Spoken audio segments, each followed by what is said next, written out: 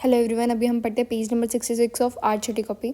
तो पहला है मेरा अबाउट मायोसिन एंड एक्टिन का कॉन्ट्रैक्शन होता है ना, तो इंट्रासेलुलर कैल्शियम बढ़ेगा, फिर कार्बोनिन रिलीज होता है, मायोसिन जो होता है वो फॉस्फोराइलेटेड हो जाता है, तो एटीपी बाइंड करने के लिए जगह मिल जाती है, तो एटीपी बाइंड हो जाएगा, then there will be contraction, फिर उसके बाद डी फॉस्फोराइलेशन होगा and then there will be relaxation. ठीक है, अब नेक्स्ट पॉइंट है हमारा नॉर्मल वेजाइनल डिस्चार्ज जो होता है वो बिना इचिंग वगैरह के कई बार हो सकता है कि थोड़ा सा बढ़ जाए।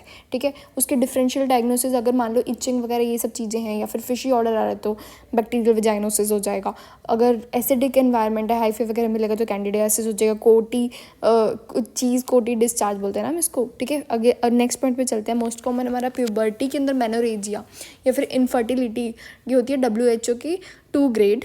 ठीक है, उसका कारण होता है एनओव्यूलेशन। ठीक है, एनओव्यूलेशन को कैसे चेक करेंगे? Do not confuse with or follicular monitoring तो हम करते हैं, but this AMH and all ना हम रिजर्व के लिए करते हैं। ठीक है, इन दोनों को कन्फ्यूज़ मत करना। Most common is USG guided हमारा फॉलिकुलर मॉनिटरिंग, ये तो मैंने खुद देखा है मेरे हॉस्पिटल में होता हुआ।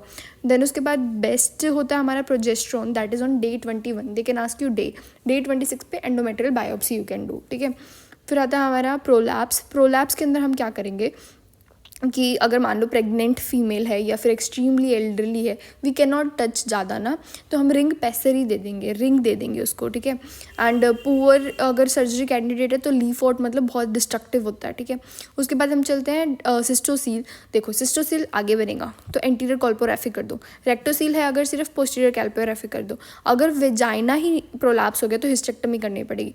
आइडियली होता है हमारा तीनों को कंबाइन कर दो। फिर आता है वोल्ट प्रोलैप्स, मतलब पीछे की तरफ सैक्रोस्पाइनेटस लिगामेंट को करो।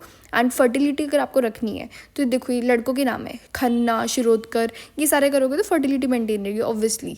ठीक है, उसके बाद आता है हमारा यूट्रस प्रिजर्विंग में सर्वाइकल एम्पुटेशन कर दो अगर यूट्रो सर्वाइकल लेंथ जो है वो नॉर्मल की डबल है, लाइक मोर देन 12 सेंटीमीटर। ठीक है, थैंक यू।